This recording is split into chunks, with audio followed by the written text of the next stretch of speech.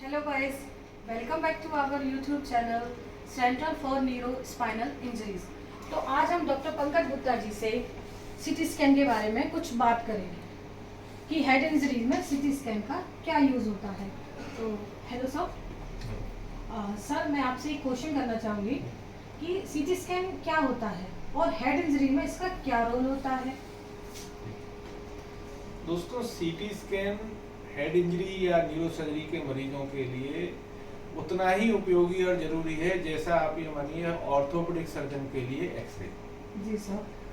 अच्छा, इसके लिए अब हम दो तीन चीज़ों पे बात करेंगे कि सीटी स्कैन होता क्या है, सीटी स्कैन का हेड इंजरी के पेशेंट्स में रोल क्या है, बिल्कुल बिल्कुल सर। इसके कुछ नुकसान हैं, क्या हर मरीज में सीटी स्कैन होना चाहिए या किन मरीजों में सीटी स्कैन नहीं किया जाना चाहिए।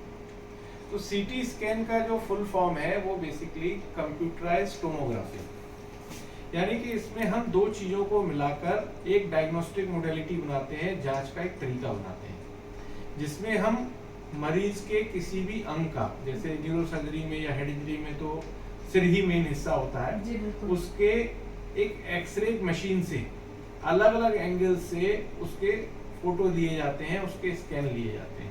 या आप मान लीजिए बहुत सारे एक्सरेज लिए जा रहे हैं अलग अलग एंगल से, और बाद में उनका कंप्यूटर की मदद से, कंप्यूटर का एक प्रोग्राम होता है जिसे हम लोग कंप्यूटर एल्गोरिथम बोलते हैं, उसकी मदद से उनको आपस में जोड़ दिया जाता है, और जोड़ने के बाद उनका डाटा जो है वो एक रिकंस्ट्रक्शन प्रोग्राम की मदद से मिला के एक उसकी इमेज बनाई जाती है, जिसे हम सीटी इमेज या सीटी स्कैन की फिल्म बोलते हैं, जिसके आधार पर हम निर्णय करते हैं कि उसके दिमाग में, उसके अंदर कोई खून का थक्का तो नहीं है, कोई हड्डी फ्रैक्चर तो नहीं है, दिमाग के अंदर की जो एग्जैक्ट पोजीशन है वो हमें सीटी स्कैन से पता चल जाती है। नहीं सर, आपका कहना सही है, सीटी स्कैन की हमें जरूरत पड़ती है। तो हर पेशेंट को सीटी स्कैन की जरूरत पड़ती है? बहुत अच्छा प्रश्न है। हर मरीज के सीटी स्कैन, हर मरीज को जो भी हेड इंजरी का हो, सीटी स्कैन की जरूरत नहीं होती। दरअसल सीटी स्कैन की जरूरत किस मरीज में है और किस में नहीं है, इसका निर्णय क्लिनिशियन या जो न्यूरोसर्जन होते हैं, जो हेड इंजरी के मरीजों को देखते हैं, अपने अनुभव के आधार पर करते हैं।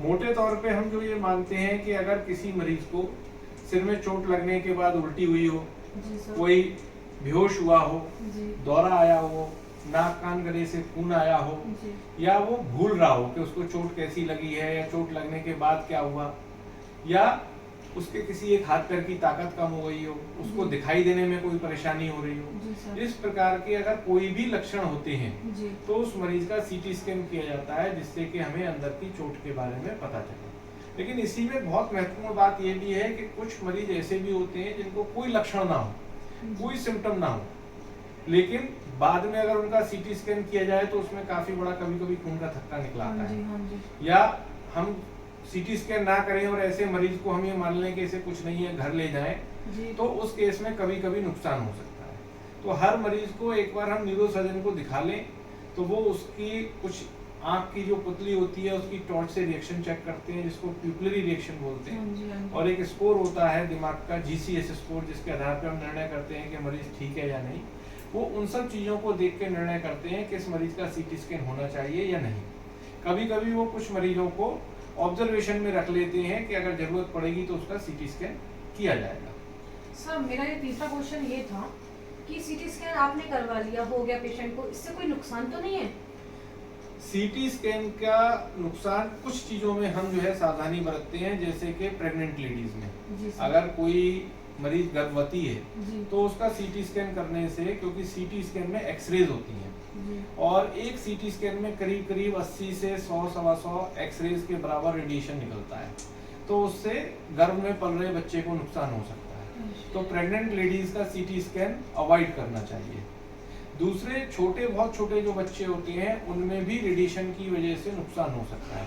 कभी कभी रेडिएशन की वजह से बाद में ट्यूमर या कैंसर भी डेवलप हो सकता है, तो छोटे बच्चों में भी हम रेडिएशन को या सीटी स्कैन को अवॉइड करते हैं। तीसरी बात, अगर किसी मरीज में, जैसे जब सीटी स्कैन किया जाता है तो हम चेक करते हैं कोई मेटेलिक ऑब्जेक्ट या मेटेलिक इम्प्लांट तो नहीं है, क्योंकि उसकी वजह से फिल्म के अंदर आर्टिफैक्ट आ सकते हैं, तो उसमें भी अवॉइड किया जाता है।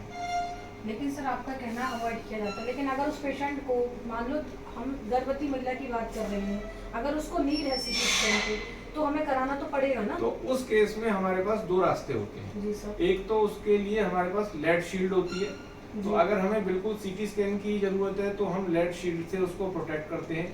लेड जो होता है वो रेडिएशन को रोकता है, जी। तो लेड शील्ड से रेडिएशन कम हो जाता है और उसका सीटी स्कैन हो सकता है। या फिर दूसरा रास्ता ये है कि उसमें एमआरआई कर सकते हैं।